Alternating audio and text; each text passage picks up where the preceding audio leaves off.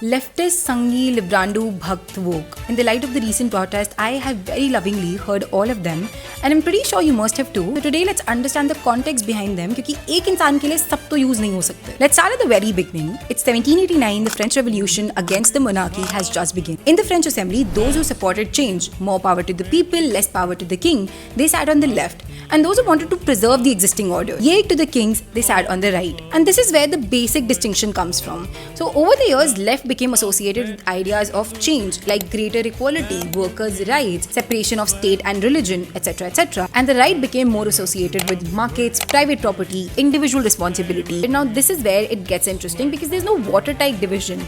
आपकी social और economic preferences बिल्कुल अलग हो सकती हैं. Now if you're socially left, you're more open to change. You'll support ideas like gender equality, same-sex marriage, minority rights, individual freedom. If you're socially right, you put more emphasis on religion.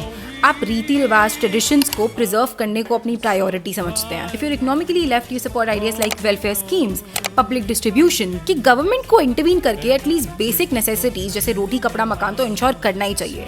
If you economically right, you put more faith in the market कि economic decisions में government की minimum intervention होनी चाहिए. You can not name a single party that can be put into this neat little box of left and right. And that is exactly my point.